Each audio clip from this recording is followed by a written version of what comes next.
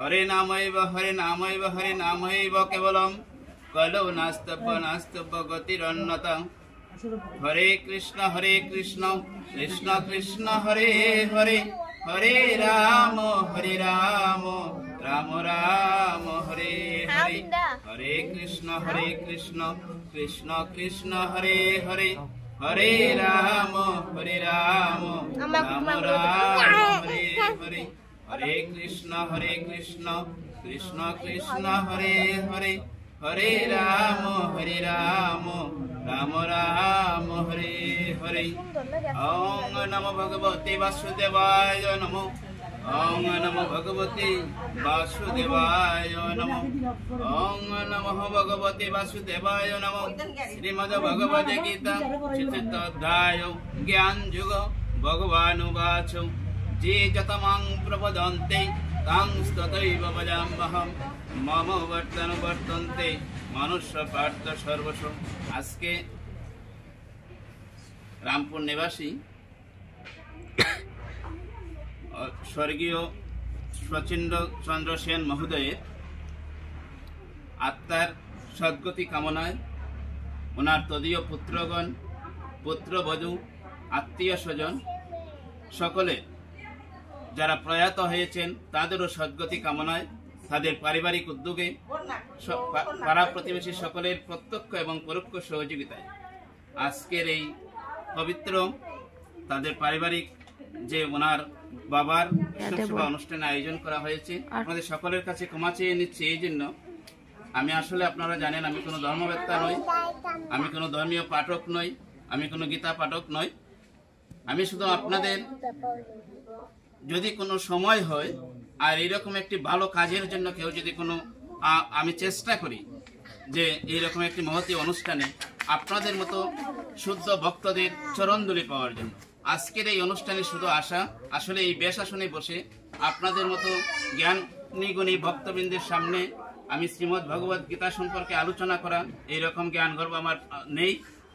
তো আমি আসলে এই জন্য সকলের কাছে আমি আবারও ক্ষমা চেয়ে নিচ্ছি, কারণ ভগবান বলছেন এই অর্জুন এই জগতে ভক্তই আমার সব, ভক্তময় আমার হৃদয়, ভক্তই আমার পরম পিতা, ভক্তময় আমার পরম মাতা, ভক্তই এলো আমার আশ্রয়, ভক্তকে ধারণ করে আমি বেঁচে থাকি। শুধু সজ্জন ভক্তমণ্ডলী, যদি আপনারা ক্ষমা সুন্দর দৃষ্টিতে না দেখেন তাহলে আজকে আমার এই আলোচনায় অনেক ভুল ত্রুটি হবে। আপনারা অবশ্যই ক্ষমা সুন্দর দৃষ্টিতে দেখবেন। দেখেন আজকে তাদের পরিবারবর্গ তাদের পিতৃদেবের স্মরণে যারা পরম ধাম প্রাপ্ত হয়েছেন তাদের আত্মীয় স্বজনের আত্মার মঙ্গল কামনায় তারা আজকের এই বৈষ্ণব সেবা অনুষ্ঠান আয়োজন করেছেন। আপনারা জানেন শাস্ত্রগ্রন্থে আছে যে জীবে দয়া নামে রুচি বৈষ্ণব সেবন, ইহা হইতে ধর্ম নাহি জানি সনাতন। অর্থাৎ জীবকে দয়া করা। আর হরে কৃষ্ণ যে এই কলিযুগের যে একমাত্র যে গৌরাঙ্গ মহাপ্রভু আমাদেরকে যে সবচেয়ে বলেছেন এই জগতে সবচেয়ে একমাত্র অবলম্বন হলো, একমাত্র এই জগতে একমাত্র সম্বল হলো হরে কৃষ্ণ হরে নাম। তো এই জীবে দয়া আসলে ভগবান যে আমাদেরকে সৃষ্টি করেছেন এই জীবে দয়া করতে হবে, তারপরে নামের রুচি থাকতে হবে। আপনার হরে কৃষ্ণ হরে নাম আমরা যে শুভ্রনাম ভক্তি সকল কলিযুগের একমাত্র গৌরাঙ্গ মহাপ্রভু যে অবতার হয়ে আমাদের এই সনাতন ধর্ম সংস্কারে যিনি গুরুত্বপূর্ণ ভূমিকা রেখেছেন।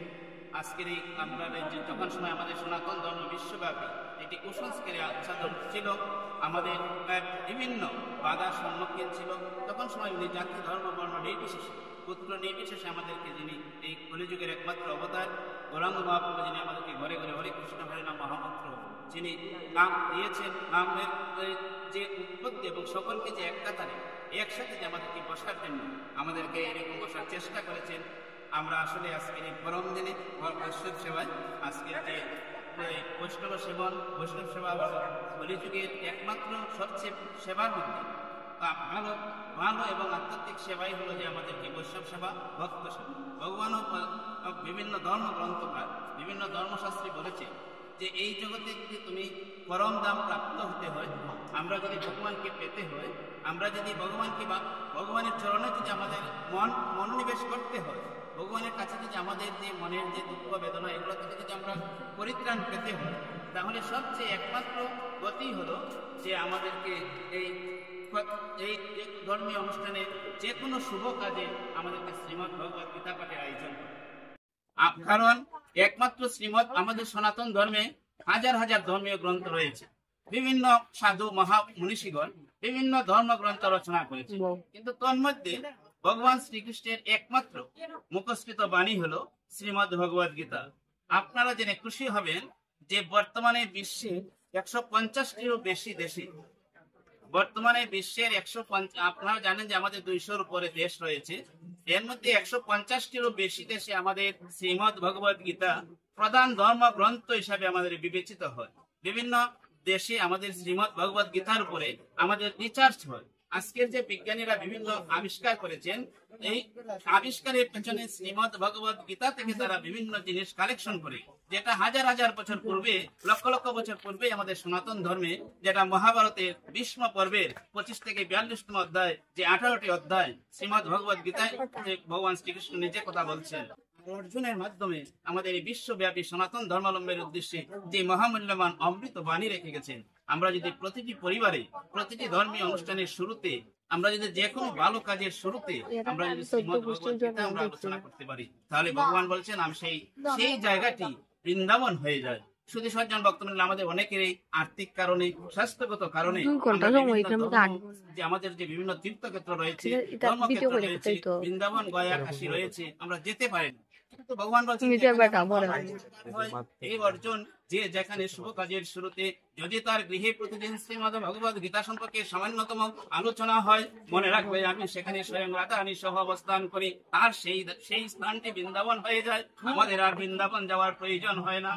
অনেকেরই আমরা আর্থিক বিভিন্ন স্বাস্থ্যগত কারণে আমরা বিভিন্ন তীর্থক্ষেত্রে যেতে পারি না। তবে এই তীর্থক্ষেত্রে না গেলেও হবে, যদি যেখানে আমার ভগবান বলছেন যেখানে শ্রীমদ্ ভগবত গীতা আলোচনা হয় সেটাই পবিত্র ধাম হয়ে যায়, সেটাই বৃন্দাবন হয়ে যায়। আর সেখানে যারা মনোযোগ সহকারে ধর্মীয় গ্রন্থ আলোচনা করেন, যারা শুনেন, যারা এই অনুষ্ঠানের আয়োজন করেন, সকলেই আমার চরণ প্রাপ্তি হয়। শুধু সজ্জন ভক্তমন্ডলী, শ্রীমদ্ ভগবত গীতায় একমাত্র এই 18টি অধ্যায়ে শাশ্বত শ্লোকের মাধ্যমে অর্জুনকে উদ্দেশ্য করে ভগবান শ্রীকৃষ্ণ সবসময় অর্জুন প্রশ্ন করেছেন, আমাদের হয়ে অর্জুন প্রশ্ন করেছেন, আর একমাত্র উত্তরদাতা হলেন আমাদের ভগবান শ্রীকৃষ্ণ। আজকে আমাদের পারিবারিক ভাবে, সমাজ, সংসার, রাষ্ট্রীয় ক্ষেত্রে আমরা বিভিন্ন সমস্যায় আমাদের রাজনীতি বলেন, অর্থনীতি বলেন, আমরা প্রতিদিন আমাদের পরিবারের সংসারের কাজে আমরা ব্যস্ত। আমাদের প্রত্যেকেরই সংসার রয়েছে, আমাদের সংসারে কিভাবে উন্নতি হবে, আমাদের ছেলে মেয়ে রয়েছে, তারা কিভাবে ভালোভাবে লেখাপড়া করবে, কিভাবে ভালো মানুষ হবে, কিভাবে সমাজে তারা আমাদের যারা গুরুজন রয়েছে সম্মান করবে। আমরা প্রত্যেকের অবস্থান থেকে আমরা প্রতিনিয়ত ব্যস্ত, কিন্তু ভগবান বলছেন এই ব্যস্ত সময়ের মধ্যেও এই বিশ্ব ব্রহ্মাণ্ডের থেকে, এই ভব সংসারে থেকে, পরিবারে থেকে যারা আমার নাম নেই, যারা একটু সময় করে মনে মনে হলেও আমার নাম নেই, সেই হলো অর্জুন, আমার সবচেয়ে পরম ভক্ত। একবার নারদ মুনি ভগবানকে প্রশ্ন করেছিলেন, হে ভগবান, আমি তো সারাদিন তোমার গুণগান করি। নারদের মনে বারবার একটা প্রশ্ন, যে ভগবান, আমি তো তোমার সারাদিন, আমি শয়নে স্বপনে সব সময় আমি তোমারই গুণকীর্তন করি, তাহলে এই জগতের সবচেয়ে বড় ভক্তকে, এই জগতের সবচেয়ে বড় ভক্ত আমি মনে করি আমি। নারদ মুনি ভগবানকে নিজে নিজেই বলছেন যে ভগবান, এই জগতে তো আমি তোমার সব সময় আমি নাম নেই, মানুষ তো কিছু সময়ের জন্য নেয়, আবার সংসারের কাজে চলে যায়, ভক্তগণ কিছু সময় নেয়, আবার ছেলে মেয়ের কল্যাণে ভুলে যায় তোমার কথা, আমি তো সবসময় তোমার গুণগান করি, তাহলে এই জগৎ থেকে আমি তোমার পরম ভক্ত না, আমি তোমার এক নম্বর না ভক্তদের মধ্যে? তখন সময় ভগবান বলছে, হে নারদ, তুমি যে প্রশ্ন করেছ শুনো, তুমি তো শুধু আমার সারাদিন গুণগান করো, সেটা সঠিক, তুমি আমার পরম ভক্ত, কিন্তু দেখো যারা এই বিশ্ব ব্রহ্মাণ্ডে যাদেরকে আমি সৃষ্টি করেছি, যাদের সংসার রয়েছে, যাদের বিভিন্ন কাজকর্ম রেখে, যাদের ছেলে মেয়ে, ভবিষ্যৎ, সংসার বিভিন্ন ঝামেলায় জড়িত, তারা কিন্তু এর মধ্যেও আমার নাম নেয়। তাহলে তুমি নারদ চিন্তা করো তো, তুমি শুধু কাজে এটা তুমি আমার নাম নেও, কিন্তু যারা সংসারে এই ভবজঞ্জালের মধ্যে থেকেও বিভিন্ন সুখ দুঃখ অসুখ বিসুখ সবের মধ্যে থেকেও তারা কিন্তু আমার নাম নেয়। তাহলে কে বড়? তাহলে ভগবান নারদকে বুঝিয়ে দিলেন, হে নারদ, এই জগতে যারা, এই জগৎবাসী যারা প্রতিনিয়ত সংসারের মধ্যে ব্যস্ত থেকেও সংসারের কাজের মধ্যেও যদি আমার একটু নাম নিতে হয়, আমার একটু নাম নেয়, আমাকে একটু মনে প্রাণে যদি ডাকে, তাহলে সেই ভক্তকে কৃপা না করে আমি পারি না। নারদ, সেই ভক্ত আমার কাছে বড়। যারা এই বিশ্ব ব্রহ্মাণ্ডে আপনাদের মতো যারা শুদ্ধ ভক্তগণ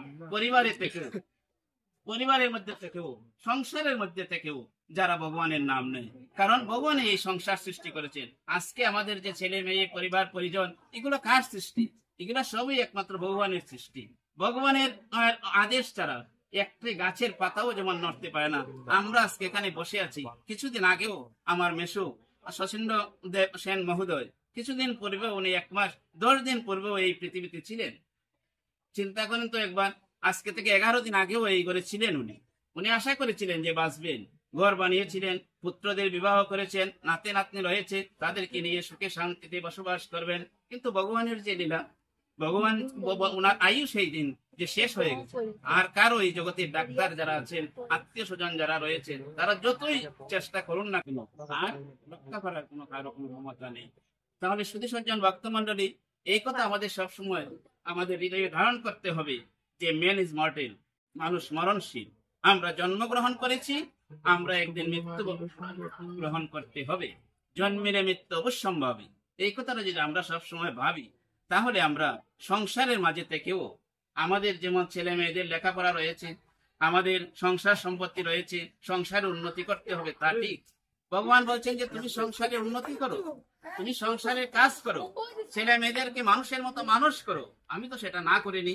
আমি তো, ভগবান তো বলেননি কোনো জায়গায় যে তোমাকে সংসার ধর্ম ত্যাগ করে বৃন্দাবনে যেতে হবে, তোমাকে সংসার ধর্ম ত্যাগ করে শুধু আশ্রমবাসী হতে হবে। ভগবান বলছেন তুমি যারা এই সংসারে থেকে, এই ভব জঞ্জালে থেকে যারা আমার নাম নেয়, কারণ আপনারা জানেন শাস্ত্র গ্রন্থে আছে, একবার নাম নিলে যে পাপ হরে, জীবের কি সাধ্য আছে সেই পাপ করে। অর্থাৎ একবার যদি আমরা সারাদিনের মধ্যে মনে প্রাণে যদি একবার আমরা ভগবানের নাম, ঈশ্বরের নাম, কৃষ্ণের নাম নিতে পারি, গুরুদেবের নাম নিতে পারি আমরা মনে প্রাণে একবার, তাহলে ভগবান বলছেন, শাস্ত্রকার বলছেন যে জীবের আমাদের সারা জীবনও সাধ্য নাই যে সেই পাপ করে। তাহলে শুধু সজ্জন ভক্তমন্ডলী দেখুন, আজকে সরবিন্দু এবং সজল দাস সহ তাদের পরিবার বর্গের উদ্যোগে যে আজকের অনুষ্ঠান, সরবিন্দুদা সরবিন্দু যখন গতকালকে বললো যে ভাই গীতা পাঠের আয়োজন করা হয়েছে, আমাকে একটু সময় দিতে হবে। আসলে যেখানে এইরকম মা বাবার কোনো অনুষ্ঠান হয়, মাতা পিতার যখন কোনো অনুষ্ঠান হয়, গুরুদেবের কোনো অনুষ্ঠান হয়, আমি সেখানে যতই ব্যস্ত থাকি না কেন, আমি চেষ্টা করি আপনাদের মতো শুদ্ধ ভক্তদের চরণ ধরে পাওয়ার জন্য। আমার একটাই লোক, আমি সেই লোকটা আমি সামলিতে পারি না এখন পর্যন্ত, আপনাদের মতো ভক্তদের চরণ ধুলি পাওয়ার জন্য। কারণ এখানে সরবিন্দু এবং তাদের পরিবার সজল দেশ যারা আয়োজন করেছেন, তারা একটাই উদ্দেশ্য যে আজকে তাদের যারা আত্মীয় স্বজন ভগবত ধাম প্রাপ্তি হয়েছেন, তাদের আত্মার সদ্গতি কামনা। একটা কথা চিন্তা করেন, এই পৃথিবীতে শাস্ত্রকার বারবার উল্লেখ করেছেন বিভিন্ন গ্রন্থে, মাতা গুরু, পিতা গুরু, গুরু জ্যেষ্ঠ ভাই, তাহার চেয়ে অধিক গুরু বুঝিলে সে পাই। অর্থাৎ এই জগতে সবচেয়ে, শাস্ত্রকার বলছেন, এই জগতে সবচেয়ে 1 নম্বর গুরু হলো তোমার মাতা গুরু। ভগবান বলছেন যে আমি তো তোমার 5 নম্বর গুরু, আমি তো তোমার 1 নম্বর না। কারণ 1 নম্বরকে ভগবান বলছেন এই জগতে তোমার 1 নম্বর হলেন তোমার মা, 2 নম্বর হলেন তোমার পিতা, 3 নম্বর হলেন তোমার শিক্ষা গুরু, 4 নম্বর হলেন তোমার দীক্ষা গুরু, 5 নম্বর হলাম আমি জগৎ গুরু। ভগবান বলছেন আমার স্থান 5 নম্বর, আমি তো 1 নম্বর না।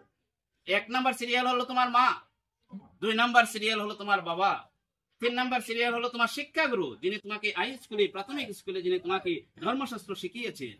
আগে আপনারা জানেন যে টুল প্লাজা ছিল, টুল, আমাদের সংস্কৃত টুল ছিল। সকালে আমাদেরকে মন্দিরে, এখন যে বিভিন্ন জায়গাতে মন্দির আছে, কিন্তু সকালে আমাদের ধর্মগ্রন্থ আলোচনা করা হয়। আবার স্কুলে গেলে আমাদের শিক্ষক যারা রয়েছেন তারা আমাদেরকে বর্ণ শেখান। তাহলে ভগবান বলছেন যে 1 নম্বরে তোমার মাতা গুরু, 2 নম্বর হলেন তোমার পিতা গুরু, 3 নম্বর হলেন শিক্ষা গুরু, 4 নম্বর হলেন দীক্ষা গুরু, যিনি তোমাকে পথ দেখিয়ে দেন, যিনি তোমাকে পথ প্রদর্শক, যিনি তোমাকে ভগবানের চরণে যাওয়ার জন্য রাস্তা দেখিয়ে দেন, সেই সদ্গুরু হলেন 4 নম্বর। আর আমি যে এই বিশ্ব ব্রহ্মাণ্ড সৃষ্টি করেছি, মনে রাখবে আমি হলাম 5 নম্বর, আমি হলাম সর্বশেষে। তাহলে দেখেন আজকে যে আয়োজন, ওনার মা বাবার স্মরণে আজকের আয়োজন।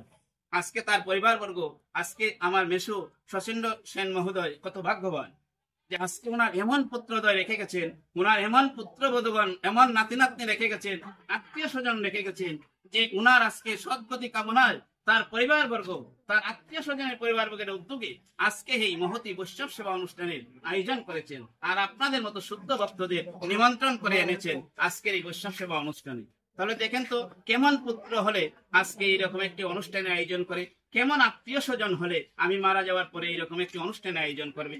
আমাদেরকে ছেলে সন্তান নাতি নাতনি যারা রয়েছে, আমাদের সকলকে সে থেকে শিক্ষা গ্রহণ করতে হবে।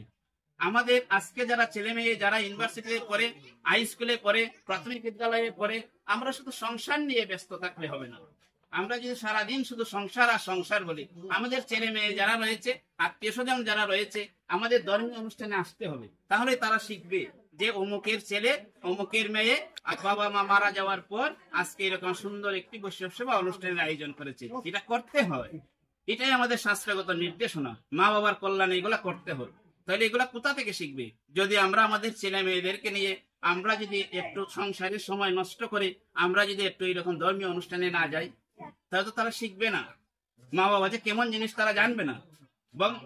দেখেন শাস্ত্রকার বিভিন্ন জায়গায় বলেছেন, এই জগতে তোমার মা হলেন একটি ঘরের পিলার, মা হলেন একটি ঘরের পিলার, বাবা হলেন ঘরের চাঁদ। আমরা যখন বিল্ডিং বানাই, যখন যে কোনো একটি ঘর বানাই, চিন্তা করে আমরা ফাউন্ডেশন দিই আগে। ফাউন্ডেশন যদি না দেই, সেটা বাঁশের হোক আর বিল্ডিং হোক, আমরা যদি ফাউন্ডেশন ভালো না দেই তাহলে সেটা জোর মানে পড়তে পারে। সেই ফাউন্ডেশনটা হলেন, সেই পিলারটা হলো আমাদের পরিবারের যার যার মা। আর এই ঘরের ছাদ যদি আমরা না দেই, চাল যদি আমরা না দেই, তাহলে যেমন আমাদের বৃষ্টি পড়বে, রুদ্র পড়বে, আমরা বাস করতে পারবো না। সেই ঘরের ছাদ হলেন বাবা। তাহলে চিন্তা করেন তো মা বাবা কেমন জিনিস। আমরা ছেলে সন্তান হিসাবে, মেয়ে সন্তান হিসাবে, নাতি নাতনি হিসাবে আমাদের যারা গুরুজন রয়েছেন, যারা মা বাবা রয়েছেন, তাদের প্রতি আমাদের কেমন সেবা করতে হবে। মা শাস্ত্রকার বলছেন, মা হলেন সেই ব্যক্তি যিনি আপনাকে 10 মাস 10 দিন গর্ভ ধারণ করে, যিনি 10 মাস 10 দিন কষ্ট করে আপনাকে জন্ম দিয়েছেন। যে বাবা সারাদিন নিজের চিন্তা না করে রোদ বৃষ্টিতে ভিজে আপনার জন্য আহার জুগিয়েছেন। যে মা শীতকালেও এই শীতেও নিজে লেপ না গায়ে না দিয়ে ছেলের যাতে ঠান্ডা না লাগে সেই জন্য প্রস্রাবের মধ্যে মা ঘুমিয়ে রয়েছেন, যাতে তবু আমার বাচ্চার যাতে কোনো ঠান্ডা না লাগে। যে বাবা সারাদিন খেতে খামারে কাজ করেছেন, যে বাবা সারাদিন সংসারে কাজ করেছেন, কাজ করেও নিজের খাবারের জন্য চিন্তা করেননি, চিন্তা করেছেন ছেলে মেয়ের জন্য, আমার ছেলে মেয়ে যাতে ভালো থাকে। তাহলে শুধু সজ্জন ভক্তমন্ডলী, মা হলেন সেই ব্যক্তি, যে ব্যক্তি যদি আপনি কোনো জায়গায় ধর্মীয় অনুষ্ঠানে যান, যদি কোনো জায়গায় স্কুলে যান, ব্যবসায়িক কাজে যান, যে লোকটি সারা রাত হলেও দরজা চাপিয়ে বারান্দায় হাঁটাহুটি করে উঠানের মধ্যে হাঁটে আর শুধু রাস্তা পানে চেয়ে থাকে, আমার ছেলে আসলো না, আমার মেয়ে আসলো না, সেই প্রাণীটি হলো মা। আর যে লোকটি রাত হয়ে গেলে আপনাকে টর্চ লাইট নিয়ে রাস্তায় ঘুরে বেড়ায় আর জিজ্ঞাসা করে যে আমার ছেলেকে কি তোমরা দেখেছো, আমার মেয়েকে কি কি দেখেছো, সে তো এত রাত হয়ে গেছে এখনো তো আসে নাই, সেই প্রাণীটি হলো বাবা। তাহলে শুধু সজ্জন ভক্তমন্ডলী, আমরা বিভিন্ন ধর্মীয় অনুষ্ঠানে, বিভিন্ন উৎসব অনুষ্ঠানে বিভিন্ন জায়গায় বলি যে আমাদেরকে যেতে হবে, আমাদের ছেলে মেয়ে যারা রয়েছে তাদেরকে নিয়ে আমাদের অংশগ্রহণ করতে হবে। মানুষ আমরা দেখছি বিভিন্ন জায়গায় আলোচনার সময় শুধু উপস্থিত সময়েই মানুষ একটু হয়, তখন সময় চলে যায়, আলোচনা করার কোনো সুযোগ থাকে না, প্রথম দিকে একটু কম হয়। সেটাই আমরা তো সাংসারিক জীব, আমরা ব্যস্ত সময় পার করি, আমরা যখন কাজের সময় আমরা একটুকু অবহেলা করি না। কিন্তু মনে রাখতে হবে যে আমাদের ধর্মীয় গ্রন্থ পাঠ যখন আলোচনা হয়, আমাদের যেখানে হরিনাম যজ্ঞ হয়, যেখানে যে বাজার আয়োজন, আমরা যেন ওই আয়োজনের জন্য আমরা একটু সময় নষ্ট করেও আমরা যেন সেখানে উপস্থিত হই, আমরা যেন সেখানে উপস্থিত হই। তাহলে আমরা জানতে পারবো, শাস্ত্র সম্পর্কে আমরা জানতে পারবো যে আমাদেরকে কেন এইরকম ধর্মীয় অনুষ্ঠানে আয়োজন করতে হবে। তো শুধু সজ্জন ভক্তমন্ডলী, দেখুন আমরা আজকে শ্রীমদ ভগবত গীতা থেকে একটু আমরা আলোচনা করতে চাই। আমাদের এই ধর্মগ্রন্থের নাম হলো শ্রীমদ ভগবত গীতা। তো আমরা দেখেন শ্রী শব্দের অর্থ হলো সুন্দর। আপনারা জানেন শ্রী শব্দের অর্থ অনেক রয়েছে। আপনার বাংলা অভিধান যদি দেখেন, বাংলা অভিধানে রয়েছে শ্রী শব্দের অর্থ সুন্দর, শ্রী শব্দের অর্থ রয়েছে ধন সম্পদ, শ্রী শব্দের অর্থ হলো ঐশ্বর্য, এইরকম অনেক সমার্থক শব্দ রয়েছে শ্রী শব্দের অর্থ। তাহলে ভগবান কেন এই মুখনিসৃত বাণীর নাম হলো শ্রীমদ ভগবত গীতা? শ্রী বলতে কিরকম সুন্দর, কিরকম বিভব হবে, কিরকম ঐশ্বর্য হবে, কিরকম ধনী হবে। এক পরিবারে একবার তারা দুই ভাই, এক পরিবারে তারা দুই ভাই, তো দুই ভাই তারা বিবাহ করেছে, তাদের দুইজন স্ত্রী রয়েছে, সন্তান সন্ততি রয়েছে। তো একদিন আর ছোট জাল, ছোট ভাইয়ের বউ, সে যাবে তার বাবার বাড়িতে একটু বেড়া নিতে যাবে। তো তার বড় জাল যে, তার জালকে বলে গেছে যে সুরদি এক কাজ করো, আমি তো আমার বাবার বাড়ি একটু অনুষ্ঠান, আমি আবার 2 দিন পরে চলে আসবো। তারা একটা ময়না ফাঁকি আছে পিঞ্জিরার ভিতরে, তারা একটা ময়না ফাঁকি বলতো। তো ময়না ফাঁকি বলতো তারা, ময়না ফাঁকিটারে প্রতিদিন যত্ন নেওয়ান লাগে, প্রতিদিন স্নান করানো লাগে, টাইম মতো খাওয়ান দেওয়ান লাগে, ময়না খুব কথা হয় সুন্দর। তো একদিন ছোট যা যখন সময় যাবে তার বাবার বাড়িতে, তখন সময় বড় জাল যে তারে বললে গেছে যে সুরদি গো, আমার ওই ময়না পাখিটারে একটু দেখে রেখো, আমি যেভাবে দেখি খাঁচাটা প্রতিদিন পরিষ্কার করে দিও, আর খাঁচাটা প্রতিদিন যাতে কোনো সমস্যা না হয় সুন্দর করে পরিষ্কার করে দিবা, যাতে আমার ময়না পাখিটার কোনো ক্ষতি না হয়। তো যখন সময় ছোট যা গেছে বড় যারে বললা যে তুমি খাঁচাটারে পরিষ্কার করে দিও। তো ছোট যা তো সুন্দর মতে গেছে, ছোট যার বাবার বাড়ি গেছে, যে নাইর গেছে বাবার বাড়ি, এদিকে নয় আছে। আর এদিকে বড় যা কিতা করছে, প্রতিদিন খাঁচাটারে ঠিকই সুন্দর করে, এই বাঘটা খাঁচার বাহিরটা সুন্দর করে ঠিকই সাবান বান দিয়া খাঁচাটারে পরিষ্কার করে রাখছে। কয়েকদিন গেছে, ভিতরে যে ময়না পাখিটা আছে, এই পাখিটার দিকে কিন্তু সর্দির আর খেয়াল নাই। এই পাখিটারে যে খাওয়ান দাওয়ান লাগবো, ভিতরে যে ময়না পাখিটা আছে, খাওয়ান না দিলে যে পাখিটা দিন দিন শুকিয়ে যাচ্ছে, পাখিটা যে দিন দিন স্বাস্থ্যের অবনতি হচ্ছে, এদিকে কিন্তু সর্দির আর খেয়াল নাই। সে কিতা করছে, হইয়া গেছে তো তার জালে যে খাঁচাটারে সুন্দর করে খেয়াল রাখতো, পাখিটার প্রতি খাঁচাটারে সুন্দর করে পরিষ্কার করতো। সে কিতা করছে, প্রতিদিন খাঁচা পরিষ্কার করে, আর ভিতরে যে পাখিটা আছে এটার কোনো খাদ্য দেয় না। এইভাবে কয়েকদিন গেছে পরে ধীরে ধীরে পাখিটা শুকাই গেছে। কতদিন আর না খাইয়া থাকবো পাখিটা, ধীরে ধীরে পাখিটা যখন শুকাই গেছে গা, তখন সময় কয়েকদিন পরে ছোট জাত তার বাবার বাড়ি গেছে, অনুষ্ঠান শেষ করে নাই, তো অনেকদিন হয়ে গেছে। তো এদিকে ছোট যা কিতা করছে, কয়েকদিন পরে আইসে পরে এর ভিতরে এই পাখিটা যে ছিল এটা মারা গেছে। কতদিন ধরে উপাস থাকবো, শুধু বাইর তো গোসাই লইতো না, বাইরটা যদি পরিষ্কার করে তো ময়না পাখিটার খাওয়ান হয় না। তো কিতা হলো, বাইরের খাঁচাটা পরিষ্কার করছে ঠিক। সর্দি হঠাৎ ছোট যা যখন সময় বাড়িতে আসছে, হঠাৎ করে বাড়ির সামনে যখন আইছে, দেখে যে অন্য সময় যে সময় বাড়িতে আসতো তখন সময় ময়না পাখিটা তার আওয়াজ শব্দ করতো, কথা কইতো। আজকে এখানে ময়না পাখিটা আমি বাড়িতে এলাম, কিন্তু ময়না পাখিটা তো কিন্তু কথা হয় না। কি তৈল, ওই ছোট যাইয়া প্রথম ওই খাঁচাটার ভিতরে খেয়াল রাখো যে আমার ময়না পাখিটা কোথায়, গিয়া দেখে যে পাখি খাঁচাটা খুব সুন্দর, কিন্তু পাখিটা ভিতরে মারা গেছে, পাখিটা ভিতরে ময়রা রয়েছে, আর কোনো খোঁজ নাই।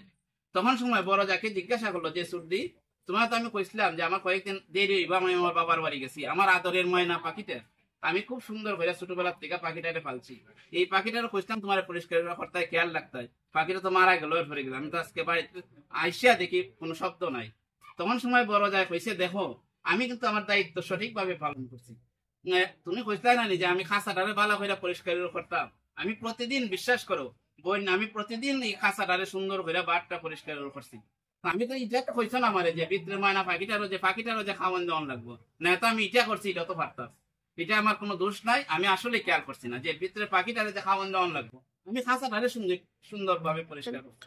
তাহলে শুধু সজ্জন ভক্ত মন্ডলী, শাস্ত্রকার সেখানে শ্রীমদ ভগবত গীতার শ্রী শব্দটারে যদি আমরা বিশ্লেষণ করি, তাহলে দেখেন আমাদের যে এই দেহ কাঁচাটা, আমাদের যে দেহটা, এটাও একটা ময়না পাখির কাঁচার মতো। আমি সেটাই বলছি যে আমাদের এই দেহটা, যে আমাদের যে বাহ্যিক আবরণটা, এটা হইলো একটা কাঁচা, এই ময়না পাখির কাঁচা। আর ভিতরে যে ময়না পাখিটা আছে, এই পাখিটা হইলো আমাদের ভিতরে পরমাত্মা, এই পাখিটাই হলো আমাদের ভিতরে ভগবান শ্রীকৃষ্ণ, এই পাখিটাই হলো আমাদের ভিতরে ঈশ্বর, যিনি ঈশ্বর রূপে শ্রীকৃষ্ণ রূপে আমাদেরকে কথা বলান, আমরা কথা বলি। তাইলে ওই সর্দি চিন্তা করেন যে সে কিন্তু বাইরে সাবান দিছে, কোনো অসুবিধা নাই, কিন্তু ভিতরে খাওয়ান দিচ্ছে না, পাখিটা মারা গেছে। তাহলে সুধী সজ্জন ভক্তমন্ডলী, লক্ষ্য করুন, আমাদের যে এই দৈহিক আবরণ, শার্ট প্যান্ট জ্যাকেট যেটাই বলুন না কেন, আমাদের যে বাজারে বিভিন্ন প্রসাধনী সামগ্রী পাওয়া যায়, এগুলা দিয়ে আমাদের বাহ্যিক আবরণ পরিষ্কার করি, কিন্তু ভেতরের যে ময়না পাখিটা রয়েছে, ভিতরের যে ময়না পাখিটা রয়েছে সেই পাখিটিকে খাবার দিতে হবে। ভিতরে যে পরমাত্মা রূপে ময়না পাখি রূপে যে ভগবান রয়েছেন সেই পাখিটিকে সাবান দিয়ে পরিষ্কার করতে হবে। সেই পাখিটিকে যদি খাবার দিতে হয়, সেই পাখিটির একমাত্র খাবার হলো কি, আমাদের ভিতরে যে ময়না পাখিটি রয়েছে, যে পাখিটি উড়ে গেলে আমাদের এই ডেড বডি হয়, আমাদের দেহটার কোনো দাম থাকে না, সেই ময়না পাখিটাই হলো পরমাত্মা। আর সেই ময়না পাখিটির একমাত্র খাবার হলো হরে কৃষ্ণ হরে নাম। এই যে ভিতরে ময়না পাখিটা আছে, এই ময়না পাখিটার খাবার দিতে হবে, এই পরমাত্মার খাবার দিতে হবে। শুধু বাহিরে আপনারা সাবান দিয়ে ঘষান, ডাব সাবান দেন, যে কোনো সাবান দেন, হুইল পাউডার, যে কোনো ভালো সাবান দেন, আমরা প্রসাধনী ব্যবহার করতে পারি, সেটা শুধু বাহ্যিক সুন্দর হবে। কিন্তু ভিতরের যে ময়না পাখিটা রয়েছে সেই ময়না পাখিটারও খাবার দিতে হলে আমাদের কি করতে হবে? আমাদেরকে হরে কৃষ্ণ হরে নাম, যেখানে ধর্মগ্রন্থ আলোচনা হয়, যেখানে শাস্ত্র গ্রন্থ আলোচনা হয়, যেখানে হরিনাম কীর্তন হয়, সেখানে আমাদের উপস্থিত হতে হবে।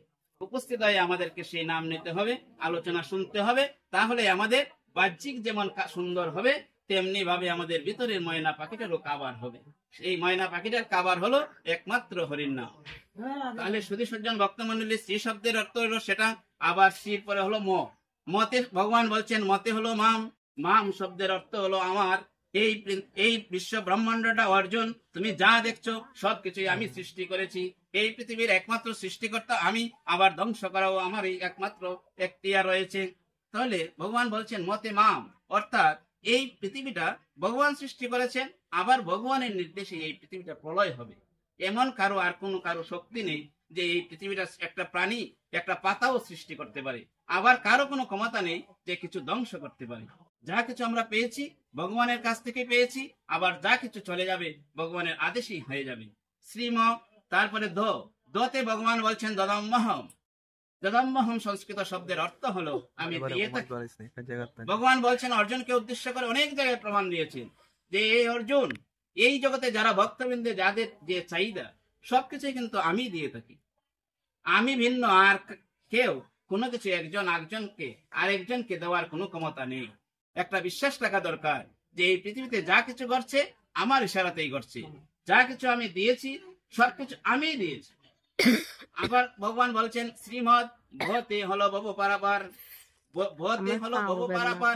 সুধী সজ্জন ভক্তমণ্ডলী, এই ভব সিন্ধু পারি হলে, এই ভবসাগর থেকে যদি আমাদের উদ্ধার হতে হয়, তাহলে আমাদেরকে নাম ভিন্ন কোনো গতি নেই।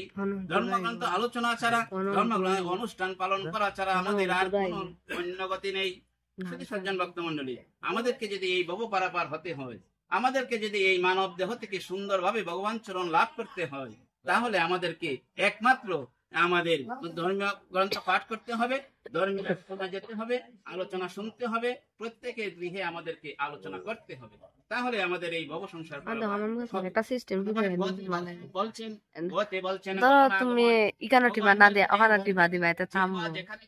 শ্রীমদ ভগবদ গীতা গ্রন্থখানি পাঠ করে, যদি প্রতিদিন নিত্য গৃহে আলোচনা করে, যেখানে শ্রীমদ ভগবদ গীতা পাঠ হয়, সে যদি সেখানে একটু আলোচনা শুনে, তাহলে তার এই জগতে আর গমনাগমন করতে হয় না, তার আর ভব সংসারে জন্ম মৃত্যু হয় না। ভগবান বলছেন এই জগতে আমরা জানেন, আপনারা জানেন সুধী সজ্জন ভক্তমণ্ডলী, আমরা এই মানব জন্ম পাওয়ার পূর্বে আমরা 84 লক্ষবার বিভিন্ন জন্ম ভ্রমণ করেছি। আমরা 84 লক্ষবার বিভিন্ন জন্ম ভ্রমণ করে আমরা সর্বশ্রেষ্ঠ জন্ম মানব জন্ম পেয়েছি। আপনারা জানেন man is the best creation in the world, মানুষ হলো পৃথিবীর সর্বশ্রেষ্ঠ জীব। আমাদের সৃষ্টির মধ্যে আমাদের নাম্বার হলো 1। আমরা কিন্তু এমনিতেই মানুষ জন্ম আমরা পাই। আপনারা জানেন 84 লক্ষবার জন্ম হয়েছে, তারপরে আমরা মানুষ জন্ম পেয়েছি। তো ভগবান বলছেন শ্রীমদ ভগবদ গীতার গতে বলছেন গমনাগমন হয় না। যেখানে শ্রীমদ ভগবদ গীতা পাঠ হয়, যেখানে শ্রীমদ ভগবদ গীতার আয়োজন করা হয়, যেখানে শ্রীমদ ভগবদ গীতার শুদ্ধ ভক্তজন অংশগ্রহণ করেন, তাদের আর এই পৃথিবীতে আসতে হয় না। ভগবান অনেক প্রমাণ আছে শাস্ত্র গ্রন্থে। যারা ধর্মগ্রন্থ পাঠ করেন, যারা ধর্মগ্রন্থ আলোচনা করেন, যারা এরকম মহতী অনুষ্ঠানের আয়োজন করেন, যারা এখানে শুনেন, তাদেরকে এই পৃথিবীতে আর আসতে হয় না, তাদের আর জন্ম জন্মান্তর হয় না। তাহলে আমাদেরকে কি করতে হবে? শ্রীমদ ভগবদ গীতার গো শব্দের অর্থ ভগবান বলছেন যে গমনাগমন হয় না। যারা শ্রীমদ ভগবদ গীতা পাঠ করে, যারা আলোচনা শুনে, যারা পাঠের আয়োজন করেন, সকলেই আর এই পৃথিবীতে আর আসার প্রয়োজন হয় না। যদি ভগবান এইরকম আমরা যদি শ্রীমদ ভগবদ গীতা পাঠ করি, তাহলে সুধী মন্ডলী শ্রীমদ ভগবত বললাম আমরা। তারপরে হলো বতি হলো বহাম মহম, সংস্কৃত বহাম মহম, বাংলা হলো আমি বহন করে থাকি। ভগবান শাস্ত্রগ্রন্থে অনেক প্রমাণ আছে। ভগবান বলছেন, এই অর্জুন, আমি তো ভক্তের বোঝা বহন করি।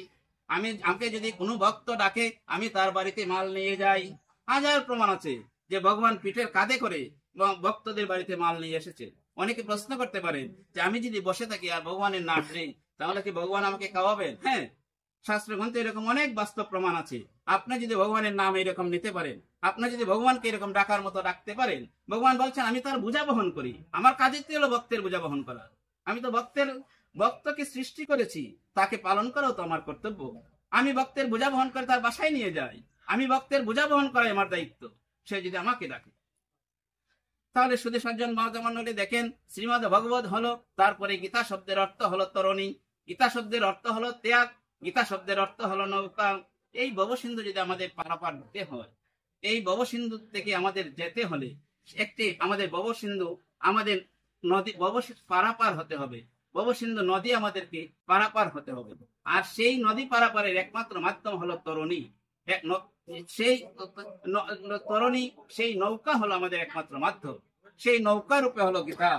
ভগবান বলছেন গীতাটা হলো সেখানে নৌকা রূপে, সেখানে নৌকা রূপে আমি অবস্থান করব। যে বা যারা, যে ভক্তগণ শ্রীমদ ভগবত গীতা আলোচনা শুনবে, যে বা যারা আয়োজন করবে, আমি সেখানে নৌকার মাঝি হিসাবে থাকবো। সেই ভব পারাপারে আমি তাকে নৌকা দিয়ে আমি পার করে নেব। তার আর এই পুনর্জন্ম, এই ভব সংসারে আসা যাওয়ার প্রয়োজন হবে না। এই অর্জুন, গীতা হলো নৌকা রূপে, আমি সেখানে ভব পারাপারে অবস্থিত হব। শুধু সজ্জন মন্ডলী প্রমাণ দেখো। একদিন গীতা শব্দের অর্থ হলো, আমি বলছি শেষে আমাদের, যে গীতা শব্দের অর্থ হলো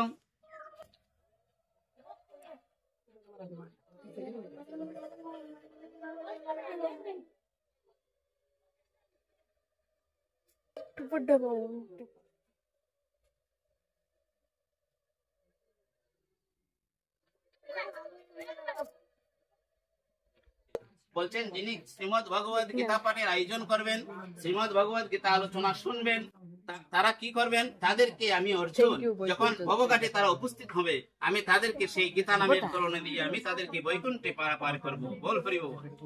শুধু সজ্জন ভক্তমণ্ডলী কিভাবে করবেন দেখেন। একদিন আমাদের ভগবান শ্রী রামচন্দ্র একদিন নৌকার কেয়াঘাটে ছদ্মবেশে দাঁড়িয়ে রয়েছেন। সেখানে এক বৃদ্ধ লোক নৌকার মাঝি পারাপার করে। সেই নৌকা পারাপারে নৌকাতে মাঝি হলেন একজন বৃদ্ধ লোক। সে 40 বছর যাবত এরকম মাঝির কাজ করে, মানুষকে পার করে বিনিময়ে পয়সা নেই। একদিন ভগবান রামচন্দ্র চিন্তা করলেন যে আমি একটু পরীক্ষা করি ওই মাঝিকে। ভগবান রামচন্দ্র একদিন ছদ্মবেশে সেই নৌকার ঘাটে গেলেন। তো নদীতে প্রচন্ড স্রোত, প্রচন্ড ভরা নদী। তখন কিভাবে পার হবেন? রামচন্দ্র মাঝিকে বললেন ছদ্ম রূপে যে হে মাঝি, আমাকে কি তুমি পার করে দেবে? মাঝি বলল অবশ্যই আমি পার করে দেবো। আজকে সকাল থেকে সারাদিন ভালো না, কোন লোক আসে নাই, আমি পারাপার করতে পারি নাই। আমার পকেটে একটু টাকাও নাই। টাকা না থাকে, আজকে বাজারে আমার পরিবার পরিজন উপোস থাকবে। ভগবান জানেন আজকের যে কি গতি। আপনাকে পাইছি ভালো হইছে, সকাল থেকে কোনো যাত্রী নাই, আমার একটা টাকাও পকেটে নাই। আপনি উঠেন আমার নৌকায়, আমাকে করে দেন, আমি করে দিলে আপনাকে পার করে দেবো এবারে। ভগবান রামচন্দ্র ছদ্মবেশে মাঝিকে বলছেন হে মাঝি, আমার কাছে তো কোনো করি নেই, করি ছাড়া কি আমার যে তাড়াতাড়ি ওই পারে যেতে হয়, আমাকে তুমি পার করে দাও। মাঝি যতই তর্ক বিতর্ক করছে, ভগবান তার সাথে তর্ক জুড়ে একটু দেখলেন যে তার মনটা কিরকম। ভগবান বললেন ও মাঝি, আমার কাছে তো কোনো পয়সা নাই, তুমি এক কাজ করো, এই পয়সা তোমার দিব না আমি, তুমি তোমার খাতার মাঝে লিখে রাখো, কালকে যে সময় আমি আবার বারোইব তোমার মনে রাখিও, আমি আবার দিওটা তোমার একসাথে দিলাম।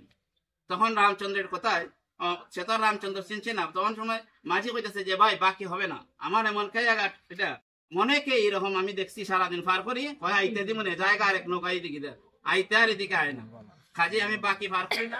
আর সকাল থেকে আমার কোনো পয়সা করি নাই, কোনো যাত্রী নাই, দিনটা খারাপ, আপনারই পাইছি একমাত্র, পয়সা আগে দিলেন, আমি ভাই করি সারা পারতাম না। আর নাইলে আপনি অন্য ঘাটে যাই, যদি নৌকাটা খেতে দেন, এই অন্য ঘাটে আর নৌকা নাই, দুর্যোগপূর্ণ আবহাওয়া, একমাত্র বৃদ্ধ লোকে দাঁড়ায় দিচ্ছে নৌকা লইয়া, আর কোনো নৌকা নাই ঘাটের মাঝে। তখন সময় চিন্তা হলো, ভগবান আবার অনুরোধ করলেন রামচন্দ্র যে হে মাঝি, যদি আমার কাছে কোনো কাজ করে নাই, তবে আমি কথা দিলাম, হয় মাঝি তুমি লিখে রাখো শেষের কথায়। মাঝি রামচন্দ্র বলছে ও মাঝি, তুমি এক কাজ করো, আমার বাকিটা তুমি খাতার মধ্যে লেখা রাখো। বলে আমার থেকে তোর খাতা নাই। বলে ঠিক আছে, অসুবিধা নাই, তুমি শেষের খাতায় খাতা লেখা রাখো যে আমি বাকি তোমার এই পয়সা আমি দেওয়া যাই মরে। তখন সময় মাঝি কইতাছে যে আমি তো অনেক যাত্রী প্রতিদিন পার করি, কিন্তু এরকম তো হয় না যে শেষের খাতায় লেখা রাখতাম এরপরে বাকি এরকম তো কোনো বিনিময় করে না। তো কোনো কিতা হন যাইব। তখন সময় দেখে যে মাঝি আর পার করে না। ভগবান রামচন্দ্র বারবার অনুরোধ করতেছেন, কিন্তু মাঝি আর পার করে না পয়সা ছাড়া। তখন সময় ভগবান রামচন্দ্র কি করলেন, তখন ওই সামান্য একটু রূপ দেখালেন ওনাকে একটু দিব্য দৃষ্টি দিলেন। উনি সামান্য সময়ের জন্য চেহারা দেখে বুঝতে পারলো মাঝি এমনিতে যখন সময় মাঝি দিব্য দৃষ্টি দিলেন, মাঝি দিব্য দৃষ্টি দিয়ে দেখেন যে ভগবান স্বয়ং রামচন্দ্র দাঁড়িয়ে আছেন ওনার কায়াঘাটে। এমনি মাঝি চিন্তা হলো ভগবান রামচন্দ্রের পায়ের মধ্যে গিয়ে পড়ছে যে হে প্রভু, আমি এতক্ষণ ধরে আপনি আমার সাথে তর্ক করছেন, সেই অপরাধ আমাকে ক্ষমা করুন। আমার যে কোথায় গতি হবে, আপনাদের পরিচয় দিলে আমি পার করে দিতাম। উঠুন আমার নাই, তবে একটি কথা প্রভু, আমি আজকে আপনাকে পার করে দেব, তবে আপনাকে কথা দিতে হবে আমি আমার যেদিন একদিনে মৃত্যু হবে, যেদিন আপনি সেই ঘাটের মাঝি হিসাবে থাকবেন, কান্ডারি হিসাবে থাকবেন, আমাকে আপনি কথা দিতে হবে ওই ঘাটের কান্ডারি, আসল ঘাটের কান্ডারি যেদিন আপনি থাকবেন, সেই দিন যেন আমাকে বাবু পারাপার করেন। মাঝি বলল যে বিনিময়ে আমার একটু প্রভু চাওয়া, আমি তো ভক্তই তো ভগবানের কাছে চাই, আমি আপনার কাছে একটি মাত্র অনুরোধ, আমি আপনাকে পার করে দেব বিনা পয়সায়। তবে আপনিও আমি যেদিন মৃত্যু হবে, আমার যেদিন মৃত্যু হবে, আমি যেদিন ভব পারাপার হব, তখন সেই ঘাটের কান্ডারি তো নৌকার উপরে, তো নৌকার মাঝে থাকবেন আপনি। কাজে সেই ঘাটে যেন আমার কোনো করি লাগে না, আমি যেন ভগবান অনায়াসে পার দিতে পারি, সেই কথা আশ্বাস যদি আমাকে দেন, আমি আজকে এখনই আমার নাই উঠুন, আমি আপনাকে বিনা পয়সায় পার করে দেব। শুধু সজ্জন ভক্তমন্ডলী দেখুন মাঝি কেমন ভাগ্যবান। মাঝির অবশ্যই পুণ্যকর্ম ছিল আগে, নতুবা এরকম ভগবান শ্রী রামচন্দ্র তাকে পরীক্ষা করার জন্য আজকে নৌকা ঘাটে অপেক্ষা করেন না। তাহলে মাঝিকে ভগবান শ্রী রামচন্দ্র কথা দিলেন, হে মাঝি, তোমার ব্যবহারে আমি সন্তুষ্ট হয়েছি, তোমার কাজকর্মে আমি সন্তুষ্ট হয়েছি, আমি আজ কথা দিলাম মাঝি, আমাকে যদি তুমি পার করে দাও, পরকালে ঘাটের কান্ডারি আমি হব, আমি অবশ্যই তোমাকে পার করে দেব। যখন মাঝি কথা দিলেন, শ্রীরামচন্দ্র কথা দিলেন যে অবশ্যই মাঝি, তুমি বিভিন্ন জায়গায় ধর্ম আলোচনায় গেছো, তুমি বিভিন্ন জায়গায় তুমি শাস্ত্রগ্রন্থ আলোচনা শুনেছো, তোমার এরকম পুণ্য সঞ্চয় হয়েছে, আমি কথা দিলাম তোমার আচরণে, তোমার ব্যবহারে, তোমার ধর্মীয় ভাব দেখে আমি খুশি হয়েছি, আমি তোমাকে কথা দিলাম, আমি যেদিন সেই ঘাটের কান্ডারি হব, তুমি যেদিন মারা যাবে সেই ঘাটের বাবু পারাপারে আমি যেদিন কেয়ার মাঝে থাকবো, তোমাকে অবশ্যই আমি পারাপার করে দেবো, তোমার আর চিন্তা করতে হবে না।